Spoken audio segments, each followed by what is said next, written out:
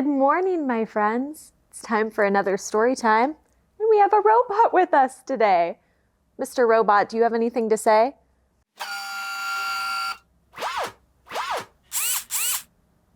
Is this a library? Yes, it is a library. Do you like the library, Mr. Robot? I love the library. That's why I have a heart on my chest. I'm so glad Mr. Robot loves the library. I love the library too. Mr. Robot, could we read some stories about other robots? He says yes. Let's get started. Our first story today is Boy and Bot by Amy Dickman with pictures by Dan Yacarino. A boy was collecting pine cones in his wagon when he met a robot. "Hi," said the boy. "Want to play?" The robot blinked. Affirmative. They played. They had fun.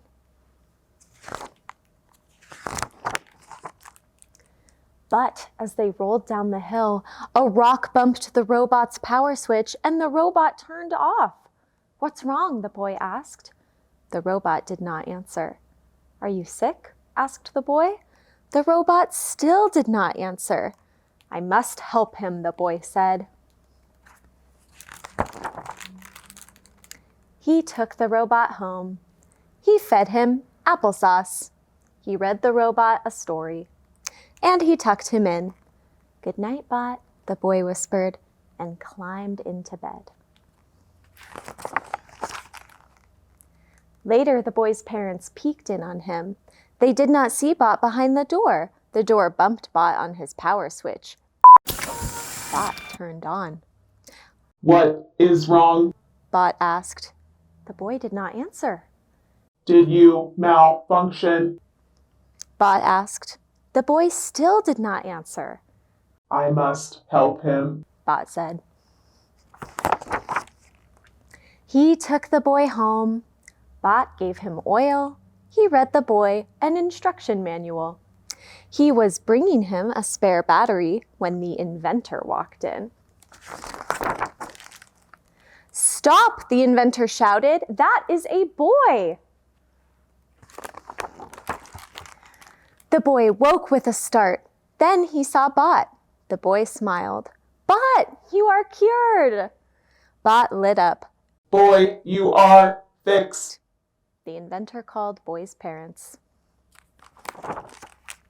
Then he drove the boy home. "Good night, Bot," Boy said. Good night, boy. Bot said. Want to play tomorrow? The boy nodded. Affirmative. And the friends did.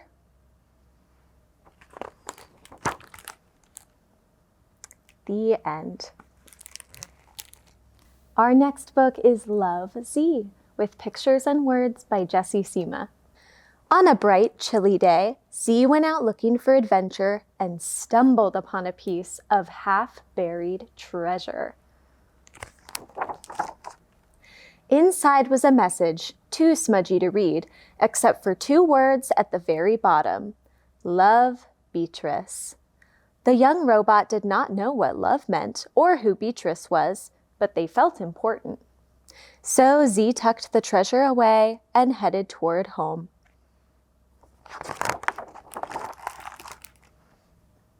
As night fell, all the robots prepared to power down and recharge for the next day.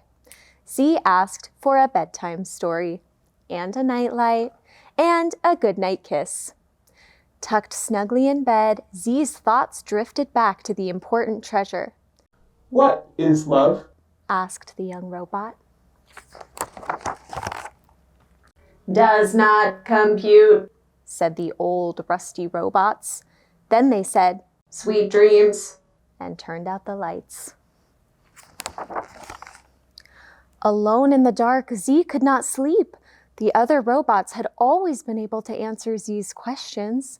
If they did not know what love meant, who would? Maybe there was one person. In the morning, Z went out looking for Beatrice. Hello, I am looking for Beatrice, explained Z. I want to know what love is, and she will have the answer. That sounds important, said the captain. Climb aboard and we'll go on a quest. So they did. Unsure of how to start a quest, Z asked around. Excuse me, are you Beatrice? Are you Beatrice? Hello, are you Beatrice? No, said a voice. What's a Beatrice? We are on a quest to find out what love is, explained Z. and Beatrice will have the answer. I don't know any Beatrice, said the crow, but to me, love is sharing your food even when it's delicious. That did not compute. But Z thanked the crow anyway and changed course toward a place with delicious food.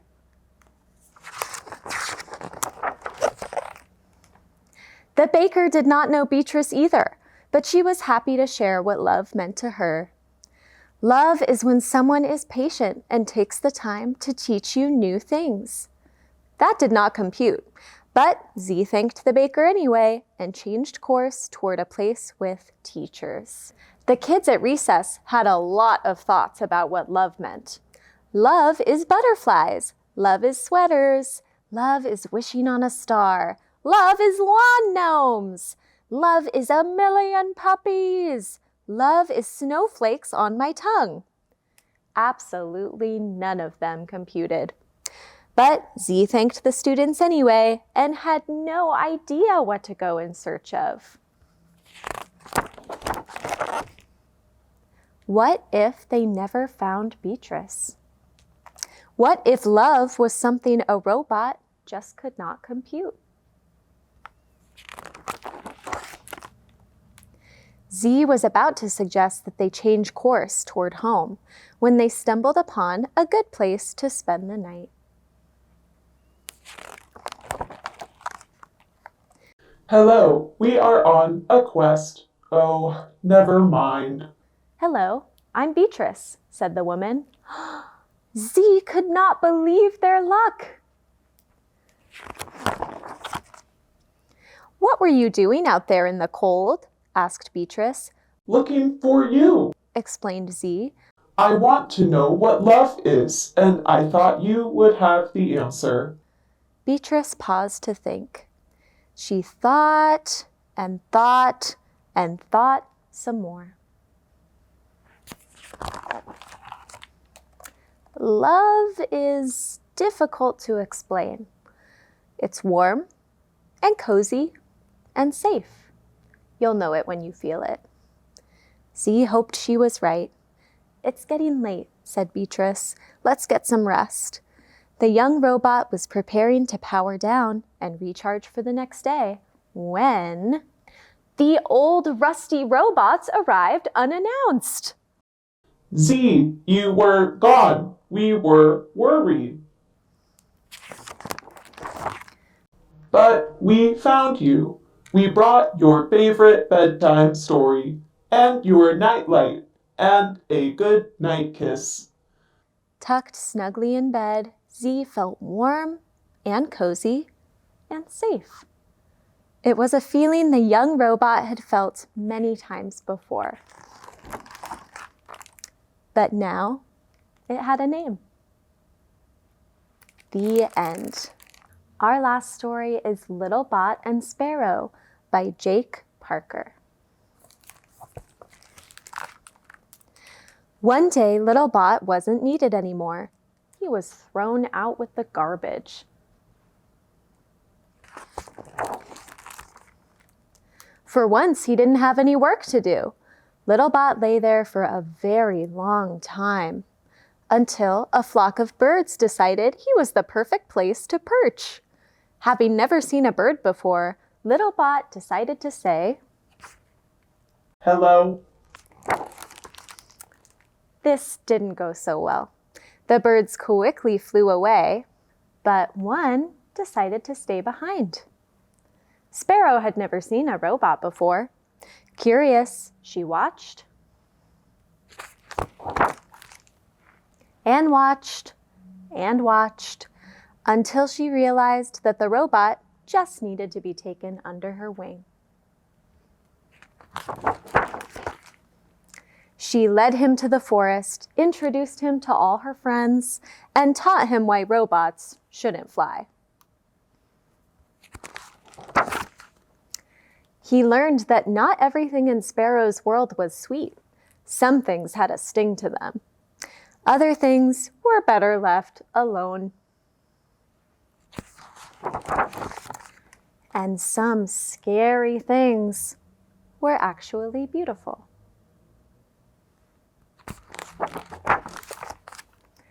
Each night, Littlebot watched Sparrow while she slept.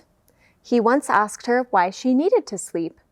To rest and to dream, Sparrow said. Littlebot didn't know what it meant to dream. He decided it was best left for the birds. One day, Littlebot noticed the leaves changing. Winter is coming, Sparrow said, looking at the sky. What does that mean? The robot asked. It means that I'll be leaving soon, Sparrow said. As the days went by, the leaves fell and the air became colder. Littlebot could feel his time with Sparrow growing shorter.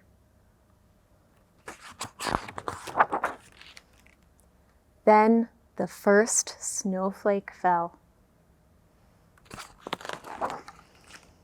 And they knew it was time to say goodbye.